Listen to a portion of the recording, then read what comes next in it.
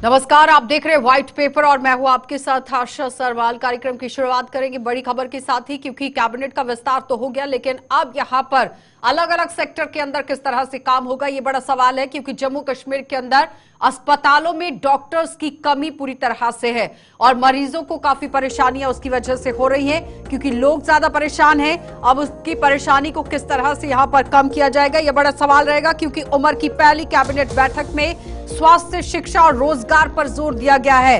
अफसरों को निष्पक्ष काम करने के निर्देश दे दिए गए हैं और आपने देखा कि पदभार संभालते ही किस तरह से अब यहां पर रोड मैप तैयार किया जाएगा, क्योंकि जम्मू कश्मीर के अंदर सबसे बड़ा मुद्दा बेरोजगारी के साथ साथ यहां पर डॉक्टर्स की शॉर्टेज को लेकर भी बना हुआ था।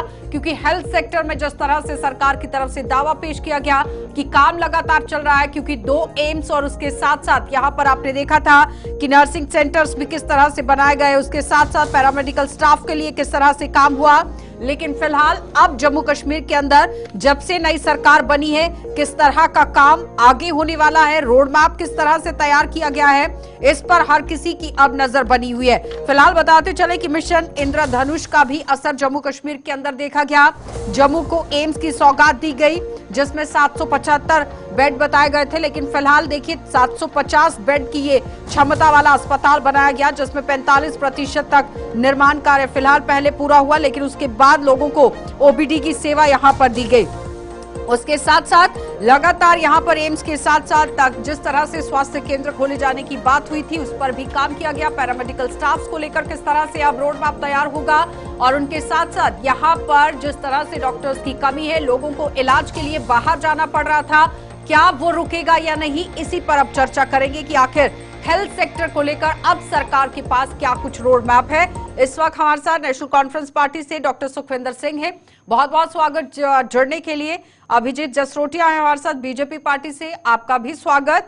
दिनेश मल्होत्रा जी ने हमारे साथ ज्वाइन किया है, राजनीतिक विश्लेषक हैं, आपका भी बहुत बहुत स्वागत जुड़ने के लिए। दिनेश जी, मैं सबसे पहले आप ही के पास आऊंगी। जिस तरह से एक एक करके अब आप देखिए कैबिनेट का विस्तार हो रहा है, रिस्पॉन्सिबिलिटीज दी जा रही हैं, लेकिन अगर हम पर्टिकुलरली हेल्थ सेक्टर को देखते हैं, क्या लगता है कि अब आगे आने वाले समय में किस तरह का रोड मैप तैयार करने की जरूरत है, क्योंकि डॉक्टर्स की शॉर्टेज को लेकर सबसे बड़ा सवाल जम्मू कश्मीर के अंदर उठता आया है। आशा जी, सबसे पहले आपका बहुत बहुत धन्यवाद। मेरे को पैनलिस्ट दोनों को गुड इवनिंग। जैसे आपने हेल्थ की बात की, तो हम पहले भी आपके प्रोग्राम में डिस्कस करते रहे सारे लोग कि जम्मू कश्मीर शायद वाहिद ऐसी स्टेट है जहां हेल्थ, एजुकेशन, पावर, पानी, जैसा पीने का साफ पानी, इस पे बात ही नहीं होती है। हर पॉलिटिकल पार्टी इमोशनल इश्यूज पे बात करती है। कश्मीर सेंट्रिक पार्टीज कहती हैं कि हम 370 को वापस लाएंगे, जम्मू की पार्टीज कहती हैं कि 370 हम तोड़ देंगे। पिछले 70 सालों से यही चल रहा था।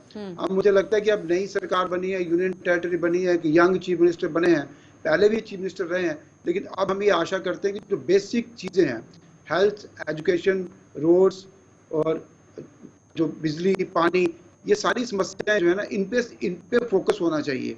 अभी पहली कैबिनेट की मीटिंग हुई है, उसमें क्या हुआ ये ऑफिशियली सामने तो नहीं आया, लेकिन ये कहा जा रहा है कि एक स्टेटहुड को लेकर रेजोल्यूशन पास किया है। तो मुझे लगता है कि स्टेटहुड की बात भी ठीक है, लेकिन अगर ये पहली कैबिनेट में जो इन्होंने प्रॉमिस किया था कि 200 यूनिट बिजली फ्री देंगे, जम्मू कश्मीर के अस्पताल, खासतौर के जम्मू प्रोविंस के अस्पताल, जिनको मैं मतलब ब्लंटली कहूँ कि हॉस्पिटल नहीं है, वो एक रेफरेंस सेंटर है, या मतलब टोटली रेफरेंस सेंटर है, वहां सिर्फ रेफर किया जाता है पंजाब के हॉस्पिटल में। मुझे लगता है कि फर्स्ट प्रायोरिटी गवर्नमेंट की इन अस्पतालों को इंप्रूव करने की होनी चाहिए। डॉक्टर्स की, जैसे आपने कहा, शॉर्टेज है, इस शॉर्टेज को कैसे कोप अप किया जाए, ये एक कॉम्प्रिहेंसिव पॉलिसी गवर्नमेंट को बनानी चाहिए। ठीक है, 2 एम्स और 7 मेडिकल कॉलेज जम्मू कश्मीर को मिले थे, लेकिन सुखविंदर जी, अब आप लोगों की रिस्पॉन्सिबिलिटी बनती है कि जो दावे आप लोगों ने किए थे उस पर काम किस तरह से करना है। जैसे कि दिनेश जी ने भी कहा कि रेफरल सेंटर को आपको अब रेफरल सेंटर नहीं बनाना है, और वहां पर किस तरह की सुविधाएं होनी चाहिए कि रेफरल सेंटर वो ना बने, इस पर फोकस करने की जरूरत है। आपके तमाम पैनलिस्ट को मेरा नमस्कार। देखिए, अभी सरकार बने हुए 3-4 दिन हुए हैं, इसमें नो डाउट के जैसा इन्होंने कहा कि 200 यूनिट और हमारी जो बहुत सारे और मैनिफेस्टो के मुद्दे उठाए, तो ये मैं आपको ये बता दूं कि ये कोई अलादीन का चिराग नहीं है कि एक ही बार रगड़ोगे तो सारा काम हो जाएगा। इसमें आपको थोड़ा सा वेट करना पड़ेगा। हमारी इस वक्त जो पॉलिटिकल पार्टीज की जितनी भी हमारी मीटिंग्स चल रही हैं, इसमें नो डाउट कि हमारा स्टेटहुड के लिए एक रेजोल्यूशन पास भी कर रहे हैं, और बहुत सारे जो हमारे मैनिफेस्टो में मुद्दे हैं, हमारे जो नेशनल कॉन्फ्रेंस ने जो वादे किए हैं, हम उसको पूरी करने की पूरी कोशिश करेंगे। तो नो डाउट आप देखिएगा कि इन 3-4 महीनों में आपको बहुत सारी हमारी स्कीम्स जो जैसे हमारे उस वक्त रहबरे तालीम, रहबरे खेल, रहबरे ज़राअत, रहबरे सेहत, बहुत सारी स्कीम्स थी हमारी जो नेशनल कॉन्फ्रेंस ने चलाई थी उस वक्त की सरकार ने, तो वो भी आपको देखने में मिलेंगी। और लेकिन आज हम पर्टिकुलरली हेल्थ सेक्टर को लेकर बात कर रहे हैं सुखविंदर जी। आज अगर हम हेल्थ पर रही तो ज्यादा अच्छा रहेगा। देखिए ये सारी स्कीम्स जो हैं जम्मू कश्मीर के युवाओं के लिए थे, उसमें रहबरे सेहत भी था। मैं आपको क्लियर कर दूं, जैसे रूरल हेल्थ मिशन है, नेशनल हेल्थ मिशन था, इससे हमारे जम्मू कश्मीर में रहबरे सेहत भी, उसमें भी डॉक्टर्स भी थे, उनके साथ जितने भी टेक्निकल, जितने भी उनके वर्कर्स होते हैं वो सारे थे उसमें। तो कहीं ना कहीं ये छोटी छोटी स्कीम जो है पूरे जम्मू कश्मीर की जो दूर दराज के एरिया हैं उनको कनेक्ट करती थी। तो आप देखिएगा धीरे धीरे इसमें ये भी आपको वो कह रहे हैं कि धीरे धीरे इस पर काम शुरू हो जाएगा। अभी महज कुछ ही दिन हुए हैं सरकार बने हुए। देखिए बहुत बहुत धन्यवाद पहले तो आपका। और अगर मैं एनसी के प्रवक्ता को बताऊं तो किसी अलादीन के चिराग की ज़रूरत नहीं है, बस एक नेक नियति की ज़रूरत है, और नेक नियत के साथ नेक नीति की भी ज़रूरत है। क्योंकि मुझे लगता है जितना काम खासकर हेल्थ सेक्टर में किया गया, इंफ्रास्ट्रक्चर की जहाँ तक बात करें, नीर बोटाट एक डिस्ट्रिक्ट का अपना मेडिकल कॉलेज है, एम्स जैसा सुविधा नीर बोट ये भी तैयारी की कगार पर ही है। उसके अलावा अगर आप बात करें तो जो नंबर ऑफ़ मेडिकल सीट्स थी वो 3 गुना ज़्यादा बढ़ा दी गई हैं, पीजी की सीट्स भी कई गुना ज़्यादा बढ़ा दी गई हैं। हर एक चीज़ के ऊपर काम किया। और सबसे बड़ी बात, जम्मू कश्मीर वाहिद एक ऐसा यूटी है पूरे हिंदुस्तान के अंदर जिसके अंदर हर एक इंसान की जेब में गोल्डन कार्ड है। तो मुझे लगता है कि सब कुछ ही किया हुआ है।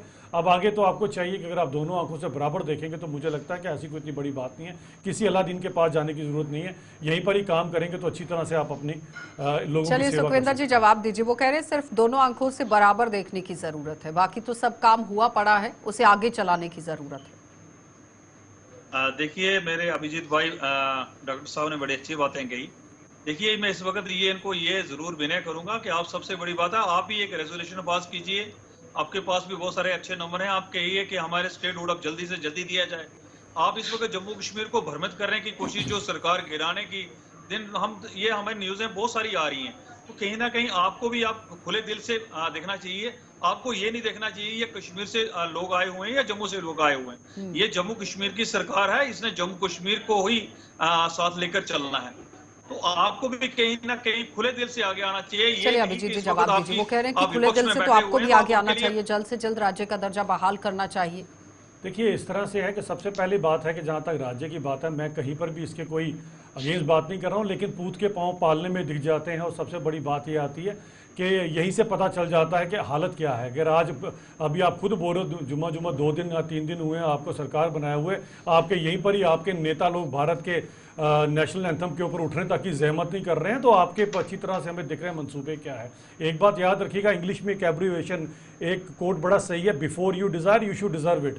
तो इतनी बात को जरा अपने ध्यान में रखेंगे तो मुझे लगता है आपका भी भला होगा, लोगों का भी भला होगा, देश का भी भला होगा। दिनेश जी अब सवाल यहाँ पर ये उठता है कि जिस तरह से 370 को लेकर नेशनल कॉन्फ्रेंस ने सबसे ज्यादा इस पर बात की है, लेकिन सबसे पहले जो रेजोल्यूशन लाने की बात हुई वो स्टेटहुड की हुई।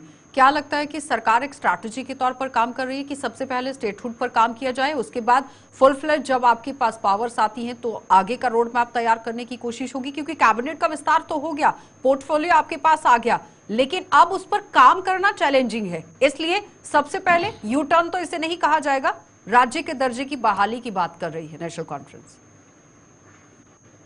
देखिए आशा जी, जो ये न्यूज़ चल रही है कि रेजोल्यूशन पास हुआ है, ऑफिशियली अभी तक इसमें ऐसी कोई कंफर्मेशन नहीं है। अभी कैबिनेट ने ना सरकार की तरफ से ये कहा गया कि हमने रेजोल्यूशन पास किया, कुछ रिपोर्ट्स आ रही हैं कि रेजोल्यूशन पास हुआ। अब सरकार ने क्या रेजोल्यूशन पास किया, अगर रेजोल्यूशन की कॉपी सामने आएगी तभी इस पर बात होगी, क्योंकि अभी तक कंफर्मेशन कुछ नहीं है कि पहली कैबिनेट मीटिंग में क्या हुआ। क्या सिंपल वो इंट्रोडक्टरी कैबिनेट मीटिंग थी जहाँ जो चीफ सेक्रेटरी बैठे थे उनको इंट्रोड्यूस कराया अपने मंत्रियों के साथ मुख्यमंत्री ने, जहाँ रेजोल्यूशन पास किया। जब सरकार ऑफिशियली कोई स्टेटमेंट नहीं देती है तब तक हम मुझे लगता है इस पर बहस करने की अभी मतलब वाइज नहीं है कि हम इस पर बहस करें। ये ठीक है कि अगर सरकार को जो पहली कैबिनेट मीटिंग है, अगर सरकार स्टेटहुड का भी रेजोल्यूशन लाती है तो सरकार को अपने कुछ इकोनॉमिक इश्यूज जो वादे किए हैं सरकार ने, खासतौर पे 200 यूनिट बिजली और जो 12 सिलेंडर का वादा किया है उसको भी साथ साथ लाना चाहिए। ठीक है, ये पॉलिटिकल इश्यूज भी साथ साथ में चलने चाहिए और इकोनॉमिक इशू भी साथ साथ में चलने चाहिए। लेकिन दिनेश जी, पिछले अगर 10 12 सालों में सिलेंडर आपको देने हैं तो आपको पेट्रोलियम मिनिस्टर के साथ भी बात करनी है। अगर आपको फ्री बिजली देनी है तो आपको उसके बाद बिजली विभाग के मंत्री से भी बात करनी है। तो कई तरह के सवाल उठते हैं। इसी पर हमारे साथ है सुखविंदर जी। सुखविंदर जी, क्लियर कीजिएगा, रेजोल्यूशन को लेकर जो बात उठ रही है उसकी क्लैरिटी दीजिए। देखिए, इसमें नो डाउट के सेंटर से ही पैकेज हमारा जम्मू कश्मीर के इतने बड़े रिसोर्सेज नहीं है कि जम्मू कश्मीर खुद से इतनी चीज़ें बनाएगा। हमारे पास इतना नहीं है। जैसे हमारे वरिष्ठ पत्रकार ने कहा कि हमें सेंटर के साथ इसमें नो डाउट के सेंटर के साथ इस वक्त एक बात बीजेपी की सरकार है सेंटर में, वो अलग बात है, मगर इस वक्त भारतवर्ष की जो सरकार है हमने उससे बात करनी है, ना कि बीजेपी की जो इस वक्त पॉलिसीज चल रही है जम्मू कश्मीर को लेकर। जैसे कि उस वक्त इन्होंने 5 MLAs अपने पहले डिक्लेयर कर दिए थे कि हम भाई 5 नंबर से आगे चलेंगे। तो कहीं ना कहीं जम्मू कश्मीर को इनको समझना चाहिए कि इस वक्त मैंडेट जो है वो नेशनल कॉन्फ्रेंस को मिला है और बहुत सारे जो हमारे पैकेज थे जो सेंटर से मिलके आते हैं, तो नो डाउट वो उसके ऊपर भी आपको बहुत जल्द एक जैसे हमारे वरिष्ठ पत्रकार ने कहा कि जो रेजोल्यूशन है वो भी सामने आ जाएगा। अभी देखिए हमारी मीटिंग जो है हमारे लीडर्स कर रहे हैं। देखिए, बात यह है कि कभी भी अगर मैं इतनी बात शायद बता दूं सुखविंदर जी को कि कभी भी केंद्र में जो भी सरकारें रही हैं, मैं ये नहीं, भारतीय जनता पार्टी ने तो अपने खजाने खोल दिए जम्मू कश्मीर के लिए और नया जम्मू कश्मीर बनाकर आपको दिखाया। इससे पहले की भी जो सरकारें रही हैं केंद्र में, भले आपकी इंडिया अलायंस की गठबंधन की सरकार रही है, कमी उन्होंने भी कोई नहीं छोड़ी थी। 70 के दशक में अगर आपको पता हो, 65-70 के बीच में जम्मू कश्मीर के पास इंडस्ट्रीज का सबसे बेस्ट इंफ्रास्ट्रक्चर था। HMT फैक्ट्री, हज़ारों लोगों को नौकरी मिली थी कश्मीर के अंदर। उसके अलावा willow factory, silk factory, rosin and turpentine की इतनी सारी फैक्ट्रीज, लेदर की इतनी बड़ी लेटेस्ट टेक्नोलॉजी जहाँ पर लगी थी, यहाँ पर बहुत कुछ था। लेकिन वो सबका सब कहाँ गया, कौन कौन से मंत्री और कौन कौन से संतरियों ने अपनी जेबें भरी और क्यों खत्म हो गया, सबके सब ट्रैक रिकॉर्ड आपका जो पीछे का है वो आपको सामने बताएगा कि आपको कमी कभी नहीं थी। हाँ, नीयत में कमी हो सकती है, नीति में कभी कमी नहीं रही बात भारतीय जनता पार्टी की, तो जिस पार्टी ने आज यहाँ पर G20 जैसे इवेंट्स कराए हैं, 2.5 करोड़ से ज्यादा सैलानी लाए हैं, बम गोली बारूद का खौफ खत्म कर दिया है, 70% से ज्यादा टेररिज्म में रेटिंग इंसिडेंट्स कम हो गए और पत्थर युग खत्म हो गया। वो ये चाहेगी कि यहाँ पर स्टेट जो जम्मू कश्मीर है ये आगे जाए, ना कि पीछे जाए। ठीक है, रुकेंगे एक छोटे से ब्रेक के लिए, जल्द वापस लौटेंगे, आप बने रहिए हमारे साथ। दिनेश जी, मैं आप ही के पास आऊंगी। 2024-25 में जब जम्मू कश्मीर का बजट लाया गया निर्मला सीतारमन की तरफ से, जिसमें 1,18,500 करोड़ रुपए इस पूरे बजट को रखा गया था, लेकिन फिलहाल जिस तरह से 1,18,390 करोड़ रुपए का बजट पेश हुआ, लेकिन ये जिस तरह से कमी देखी गई थी, 110 करोड़ रुपए की कमी भी देखी गई थी पिछले साल के मुकाबले में, क्या लगता है कि इस बार तालमेल सरकार के साथ किस तरह का, केंद्र सरकार के साथ राज्य सरकार का भी होना चाहिए, यूटी सरकार का भी होना चाहिए, कि ज्यादातर लोगों की जो डिमांड्स है उसे पूरा किया जाए? क्योंकि अपग्रेडेशन की बात आती है, इंफ्रास्ट्रक्चर की बात आती है, उसके बाद रिक्रूटमेंट की बात आती है कि अस्पतालों के अंदर जो कमियां हैं उसे किस तरह से पूरा करना है। क्योंकि मोदी सरकार की तरफ से जिस तरह से पहले भी जो डाटा रखा गया था, जिसमें स्वास्थ्य योजनाएं लाई गई थी, मिशन इंद्रधनुष लाया गया, एम्स की सौगात दे दी गई, कई मेडिकल कॉलेजेस को खोला गया, सीट्स को बढ़ा दिया गया, और इस बीच में लगातार सवाल कई तरह के उठ रहे थे कि डॉक्टर्स की कमी है, रिक्रूटमेंट नहीं हो पा रही है, युवाओं को रोजगार नहीं मिल पा रहा है, कई तरह के सवाल थे। क्या लगता है कि इस बार अब सरकार के साथ मिलकर किस तरह का रोड मैप तैयार करने की जरूरत है नई सरकार को? देखिए आशा जी, मैं अभिजीत जी की बात को तो थोड़ा आगे बढ़ाता हूँ। अभिजीत ने ठीक कहा कि नीयत साफ होनी चाहिए। कोई भी सरकार, चाहे जम्मू कश्मीर में जो भी रहती हो, केंद्र ने उसको पूरा समर्थन किया। अब 2002 में देखिए, जब केंद्र में स्वास्थ्य मंत्री सुषमा स्वराज थे, तो उन्होंने जम्मू में एम्स सैंक्शन किया था। उस समय क्या उस समय की जो जम्मू कश्मीर की सरकार थी उसकी क्या मुश्किलें रही, क्या पॉलिटिकल कंपल्शन थे कि उन्होंने एम्स को जम्मू में उस समय एस्टैब्लिश नहीं किया। बाकी जैसे जो मेडिकल कॉलेज इन्होंने बनाए हैं, सरकार ने बड़े बड़े दावे करती है। जब बीजेपी की सरकार भी ये दावा करती है, कांग्रेस भी ये कहती है कि हमने बनाया। आप हर मेडिकल कॉलेज की हालत देखिए, वहाँ मेडिकल कॉलेज, वहाँ की फंक्शनिंग जो है डिस्पेंसरी से भी बदतर फंक्शनिंग है। रजौरी मेडिकल कॉलेज देखिए, डोडा मेडिकल कॉलेज देखिए, कठुआ मेडिकल कॉलेज देखिए, वहाँ एक्सीडेंट का केस भी आप ट्रीट नहीं कर पाते हो। पूरा बर्डन जो है जम्मू मेडिकल कॉलेज के ऊपर है। तो जैसे आपने कहा कि जब तक स्टाफ नहीं होगा, मेडिकल स्टाफ नहीं होगा, पैरामेडिकल स्टाफ नहीं होगा, रिक्रूटमेंट नहीं होगी, तो इन मेडिकल कॉलेज बनाने का सिर्फ पॉलिटिकल इश्यूज के लिए, पॉलिटिकल माइलेज के लिए अगर आप मेडिकल कॉलेज बनाओगे, वहाँ इंफ्रास्ट्रक्चर नहीं दोगे, स्टाफ नहीं दोगे, तो कोई फायदा नहीं है। सारा आप मतलब पूंछ के कोने से लेकर देखिए सारे पेशेंट जो है जम्मू मेडिकल कॉलेज में इतना बर्डन है, लेकिन दिनेश जी इसमें पीएचसी सीएचसी भी आता है कि वहां पर भी डॉक्टर्स होने चाहिए और छोटा जो इलाज है, छोटी मोटी दवाई जो है वहां पर भी लोगों को मिलनी चाहिए, ताकि ज्यादातर जो रश है वो डिस्ट्रिक्ट हॉस्पिटल के अंदर ना हो, मेडिकल कॉलेजेस के अंदर ना हो, कि लोगों को अगर थोड़ी बहुत तकलीफ है तो वो अपने ही इलाके के अंदर सही हो जाए। सुखविंदर जी जवाब दीजिएगा। वो कह रहे हैं कि आशा जी मैं एक एग्जांपल देता हूं सुखविंदर जी को कि हमें अपने जो पड़ोसी हिमाचल प्रदेश को देखना चाहिए। हिमाचल प्रदेश एक ऐसा स्टेट है, एक ऐसी स्टेट है जिसने सिर्फ शिमला को डेवलप नहीं किया है, हमने जम्मू कश्मीर में सिर्फ जम्मू और श्रीनगर को डेवलप किया। हिमाचल में मंडी भी उतना पावरफुल है, धर्मशाला भी उतना पावरफुल है, हर जगह, हर रीजन, हर डिस्ट्रिक्ट अपनी जगह पावरफुल है, हर जगह एक हॉस्पिटल और अच्छा हॉस्पिटल है। लेकिन हमारे जम्मू कश्मीर में सिर्फ जम्मू और श्रीनगर, तो इस चीज को अब दूर करना चाहिए कि जम्मू श्रीनगर के अलावा भी कुछ इलाके हो। सुखविंदर जी वो कह रहे हैं कि रूरल की तरफ भी ध्यान देने की जरूरत है, जो गांव देहात का इलाका है वहां पर, और सिटी के अंदर भी जहां पर पीएचसी सीएचसीज बनाई गई हैं वहां पर भी ध्यान देने की जरूरत है, कम्युनिटी सेंटर पर भी ध्यान देने की जरूरत है। महज सिर्फ जम्मू और श्रीनगर के अंदर ध्यान नहीं देना है। देखिए मैडम, मैंने जैसे आपको पहले कहा था कि हमारी बहुत सारी स्कीम्स थी जो रूरल को लेकर चली थी, जैसे रहबरे तालीम, रहबरे सेहत। ये रहबरे जो सेहत थी ये बेसिकली ये चीज थी कि जो उस वक्त गांव में जो लोग नहीं आ सकते थे सिटी में, उनको फर्स्ट एड वहां मिले, और जो उनकी जो दिन की जो था आना जाना, उसमें बहुत सारा टाइम लगता था सिटी में आने के लिए या जम्मू जाने के लिए, तो छोटी छोटी चीजों को वहाँ ये जो स्कीम्स थी ये ग्राउंड को बेसिकली ग्राउंड में काम करने वाली स्कीम थी। तो कहीं ना कहीं नेशनल कॉन्फ्रेंस की ये जो स्कीम्स थी ये लोगों को वो सुविधाएं देती थी, तो कहीं ना कहीं इन स्कीमों को बंद करके बीजेपी सरकार ने जो किया, तो कहीं ना कहीं लोगों को बहुत बड़ा, जैसे इन्होंने कहा कि सारा जो बर्डन आज मेडिकल कॉलेज पे है। तो मैं आपको एक चीज बता दूं अपने पुंछ की, जैसे मैंने आपको शायद पहले भी डिबेट में कहा कि हमारे 10 साल पहले हमारे एक पुंछ में आई स्पेशलिस्ट जो वो रिटायर्ड हो गए, तो 10 साल में एक हमारे पास बीजेपी ने एक आई स्पेशलिस्ट नहीं भेजा, कार्डियोलॉजिस्ट नहीं भेजा, यूरोलॉजिस्ट नहीं भेजा। तो ये बहुत बड़ी बात रही, हमारा चैलेंज रहा हमारे लिए। तो कई बार हमारी मशीनरीज जो डिस्ट्रिक्ट हॉस्पिटल पुंछ में पड़ी हुई है, तो कहीं ना कहीं उनके पास वो टेक्नीशियन ही नहीं है, टेक्नीशियन तक नहीं भेजे इन्होंने 10 सालों में। मैं आपको पर्सनली खुद बता दूंगा, मैंने तकरीबन कम से 60 से 70 मेमोरेंडम जो इनके प्रतिनिधि आते थे पुंछ में, उनको पर्सनली मिल के देता भाई हमारी ये डिस्ट्रिक्ट पुंछ में ये प्रॉब्लम्स है।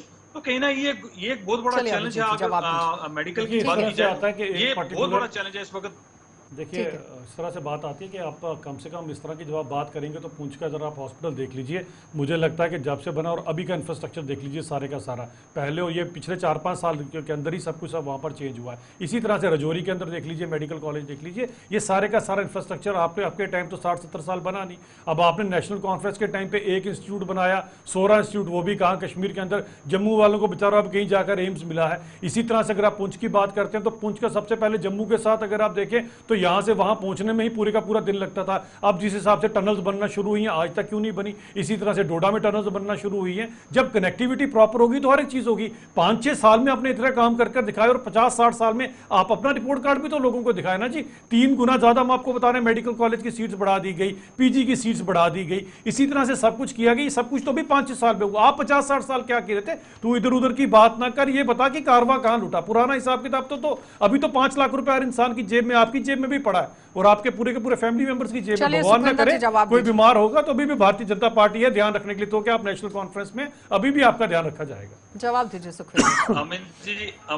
अमित जी आप ठीक कह रहे हैं कि आपने अगर 10 सालों में काम किया होता जम्मू कश्मीर में, तो आप आज विपक्ष में नहीं बैठते। जहां तक मेडिकल की बात है, आप अपना भी तो बताएं ना। 60 साल में एक आंख से देख के सिर्फ सोरा इंस्टीट्यूट, जम्मू वालों को तो कुछ मिला नहीं बेचारों को, उसका जवाब तो दे दीजिए कम से कम। एक चीज मैं आपको और क्लियर कर दूं, ये जो अपोलो हॉस्पिटल की आप जम्मू में सोरा इंस्टीट्यूट की बात कर रहा हूं, अपोलो कहां भी आया, अपोलो तो आया भी। क्लियर कर दूं, ये घोटाला भी खुलने वाला है, आप वेट कीजिए। कौन सा अपोलो, कौन सा, जितने भी लीडर्स हैं, आप थोड़ा सा अभिजीत जी मैं आपको ये जरूर क्लियर करूंगा इसी टीवी चैनल के ऊपर बैठ के, जो जम्मू में जो घोटाले चल रहे हैं हमारे अंडर कनाल, जो जिस रेट पे आपने वो प्राइवेट हॉस्पिटल को अलॉट किया है, मैं आपको। अरे भाई साहब ना बात करो, मैं पुराने अभी के कच्चे चिट्ठे खोलना शुरू करूंगा ना तो सुबह से शाम हो जाएगी। मत करो ये बातें, घोटालों की बात करोगे तो मुश्किल हो जानी है आपको जवाब देने। मत मुझे बोलो अभी नई नई सरकार बनी है, सरकार चलाओ, घोटालों की बात मत करो, वरना जब 60 साल का आपको रिपोर्ट कार्ड देना पड़ेगा मुश्किल हो जाएगी। दिनेश जी, अगर 10 सालों में अगर 10 साल में अगर आपके पास यूटी थी, आपने एक भी नेता हमारा बता दीजिए जो आप भ्रष्टाचार में आप किया होगा। तो पुराना हिसाब किताब तो देने, अभी तो मौका ही नहीं मिला, पुराना हिसाब किताब दो।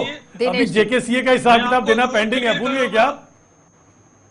दिनेश जी, जिस तरह से एक सेकंड, ठीक है दिनेश जी, जिस तरह से रिक्रूटमेंट को लेकर बात हो रही है, लेकिन सवाल उसके साथ एक और सुखविंदर जी ने रख दिया।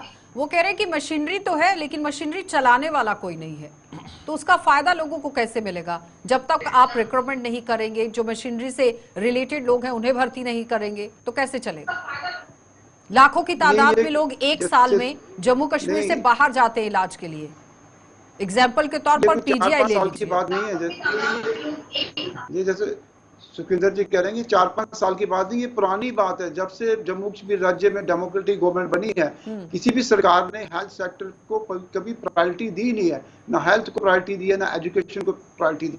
हेल्थ और एजुकेशन सेक्टर सिर्फ यहाँ पे जॉब ओरिएंटेड सेक्टर है, लोगों को नौकरी देनी है, सर्विस नहीं देनी है। दोनों सेक्टर में सर्विस देने का कोई मकसद नहीं। जैसे इन्होंने कहा कि हम स्कीम्स बनाते थे, डॉक्टर्स की अपॉइंटमेंट होती थी, लेकिन डॉक्टर गांव में जाते नहीं थे। सारे इन्फ्लुएंशियल डॉक्टर, सारे ब्यूरोक्रेट्स की फैमिली मेंबर, सारे पॉलिटिशियन के फैमिली मेंबर, सबकी अटैचमेंट जम्मू शहर में। अभी भी आप देखिए कितनी अटैचमेंट डॉक्टर्स की जम्मू शहर में। सारे जितने हॉस्पिटल जम्मू में वहाँ इन्फ्लुएंशियल डॉक्टर्स लगे हुए हैं। गांव में कोई डॉक्टर जाता नहीं। स्कीम्स बनाने का फायदा नहीं है। जब आपकी नीयत साफ नहीं होगी, जब सरकार का डंडा नहीं होगा, तब तक स्कीमें नहीं बनेगी। आप चाहे आम आदमी सरकार डंडा चलाएगी कैसे? नहीं करो। दिल्ली पावर्स तो सारी एलजी के पास, में जिस तरह से आम आदमी पार्टी ने हेल्थ सेक्टर को इम्प्रूव किया। दिनेश जी आपको भी ये क्लियर है कि इस वक्त जो बीजेपी की नीति चल रही है जम्मू कश्मीर में नेशनल कॉन्फ्रेंस को लेकर, कहीं ना कहीं ये चाहते हैं इन लोगों के हाथ बंधे रहें, ये लोग काम ना कर सके। तो अगर ये लोग खुल के काम किए तो इनके भी कहीं ना कहीं वो जो इन्होंने ब्लैक मार्केटिंग की है जम्मू में या जम्मू कश्मीर को लेकर, ये इनके सामने आ जाएंगे। जैसे आपने कहा कि एजुकेशन को लेकर, दिनेश जी आपको भी याद होगा कि रहबर तालीम जो है वो एजुकेशन के वो लेकर ही बनाई गई थी स्कीम कि गांव के लोगों को कनेक्ट किया जाए, जो राइट टू एजुकेशन, हर किसी को एजुकेशन मिले। तो कहीं ना कहीं छोटी-छोटी स्कीम्स थी जो एजुकेशन की तो हम बाद में बात करेंगे, उसमें भी सरप्लस स्टाफ है, सिटी के अंदर ज्यादा है, गांव के अंदर है ही नहीं। और उसके बाद आज हम हेल्थ सेक्टर को लेकर बात करें। वो कह रहे हैं कि सबसे पहले आपको मरीजों को जो सुविधाएं देनी है उस पर फोकस करना पड़ेगा। आपको अच्छा अस्पताल बनाकर कुछ नहीं मिलेगा। आपको डॉक्टर्स अगर रख रहे हैं तो वो सिर्फ यहाँ शहरों के अंदर नहीं होने चाहिए, गांव देहात के अंदर भी होने चाहिए। देखिए दिनेश जी ने बड़ी अच्छी बात कही थी कि जैसे कोई डॉक्टर अगर गांव में लगता है तो वो मेडिकल कॉलेज में ही अपनी करवा लेता है एडजस्टमेंट। तो कहीं ना कहीं ये चीजें जो छोटी छोटी चीजें हैं, इन चीजों से बहुत बड़ा फर्क पड़ा इन 10 सालों में। आपको जैसे मैंने पहले कहा, एक आई स्पेशलिस्ट हमारे पास पुंछ में नहीं आ सका है, एक आई हमारे पास कार्डियोलॉजिस्ट नहीं आ सका। तो कहीं ना कहीं ये चीजें जो है बीजेपी को समझनी पड़ेंगी। अरे भाई साहब एक बात बताएं मुझे, आज से 10 साल पहले मुझे एक बात बताओ सुखविंदर जी, आप पुंछ से हो ना, आज से 10 साल पहले क्या कार्डियोलॉजिस्ट पोस्ट भी थी आपके वहां पर? बताओ जरा। ये नया मेडिकल कॉलेज बना है ना तो कार्डियोलॉजिस्ट पोस्ट क्रिएट हुई है। पता नहीं कौन सी दुनिया में रहते हैं जनाब। मुझे ना बताएं, हेल्थ के बारे में मेरा काफी बड़ा एक्सपीरियंस है और जितना हेल्थ के ऊपर काम ये पिछले 5-10 सालों में, 50-60 साल में आपने कुछ भी नहीं किया उसके अंदर। अभी का इंफ्रास्ट्रक्चर सारा जो तैयार हुआ ये नहीं 5-10 सालों में ही तैयार हुआ है। अभी कार्डियोलॉजिस्ट की पोस्ट वहां पर क्रिएट हुई है। पहले आपके जमाने में तो कार्डियोलॉजिस्ट कभी देखा भी नहीं होगा, वहां पर पोस्ट भी नहीं देखी होगी कभी किसी। जवाब दीजिए। तो जब अगर है तो अब आपकी सरकार है, लगा लीजिए कार्डियोलॉजिस्ट। किसने मना किया आपको? जरूर लगाइए किसी को, अच्छी तरह से लोगों का कीजिए ना काम। अब आपके लिए तो सब कुछ यहाँ पर बना बनाया है, अब आप करना नहीं चाहते, करने से पहले रोना आपने शुरू कर दिया। तो मुझे लगता है 3 दिन में आप रो रहे हो तो 5 साल लोगों को कितना रुलाओगे? अभी जी आप इंतजार कीजिए, आप रोएंगे। भाई साहब देखा हमने 50-60 साल बहुत रोए हैं हम। ये तो पिछले 5-6 साल हमारे आंसू पहुंचे गए थे। अब लगता है कि वही समय आ गया लोगों का फिर से रोने का। ये आप अपना देखिए इस वक्त। कोई बात नहीं, हमने किया है, हमारा ट्रैक रिकॉर्ड आपके सामने, रिपोर्ट कार्ड देखा है पब्लिक ने। कर दिया अभी जल शक्ति अभियान का जिस दिन हम निकालेंगे। हाँ, ये भी जल शक्ति और आपको बिजली का बताऊं कि अनंतनाग के कितने गांव हैं जिन्होंने पहली बारी थॉमस अल्वा एडिसन का बल्ब देखा है। वैसे रियासी के कितने गांव हैं पहली बारी बल्ब देखा है। भड़काते ये लोग बहुत ज्यादा। डिबेट हेल्थ पर चल रही है, जा रहे हैं जल शक्ति, जिस दिन जल शक्ति पर होगा उस दिन हेल्थ पर चले जाएंगे। इस तरह से नहीं होना चाहिए दिनेश जी, मुद्दे की बात होनी चाहिए। नहीं, मुझे लगता है कि अब अगर सरकार, दोनों सरकारें जो हैं, केंद्र में बैठी सरकार और जम्मू कश्मीर की नई सरकार, अगर ये चाहते हैं कि पॉजिटिव डेवलपमेंट हो तो इनको पुराने मुद्दों को छोड़कर एक नए मुद्दों, एक नया जम्मू कश्मीर बनाना चाहिए। अभिजीत जी ने ठीक कहा कि पिछले 5 सालों में बहुत काम हुए हैं, अच्छे काम हुए हैं, रोड कनेक्टिविटी हुई है, इंफ्रास्ट्रक्चर बढ़ा है, तो सरकार को उसके ऊपर बिल्डअप करना चाहिए। अगर हेल्थ मेडिकल कॉलेज बने हैं, रजौरी में बना है, डोडा में बना है, कठुआ में बना है, इस मेडिकल कॉलेज में मतलब ज्यादा से ज्यादा रिक्रूटमेंट होनी चाहिए, फैसिलिटीज की तरफ ध्यान दिया जाना चाहिए। दिनेश जी बहुत बहुत धन्यवाद जुड़ने के लिए। अभिजीत जी आपका भी धन्यवाद, सुखविंदर जी आपका भी धन्यवाद। तो फिलहाल हेल्थ सेक्टर को लेकर बात हो रही थी कि स्वास्थ्य के क्षेत्र में किस तरह से काम करने की जरूरत है, क्योंकि स्वास्थ्य क्षेत्र को मद्देनजर रखते हुए काम करना बहुत जरूरी है। लोगों को, मरीजों को परेशानियां झेलनी पड़ रही है। अब उम्मीदें नई सरकार से हैं और जिस तरह से जानकार भी कह रहे हैं कि पिछली सरकार में पिछले 5 से 10 सालों में काम जरूर हुआ है, लेकिन अब लोगों की फैसिलिटीज की तरफ ध्यान देने की जरूरत है कि किस तरह की सुविधाएं आम जनता तक पहुंचे ताकि उन्हें परेशानी ना हो। आप देखते रहिएगा।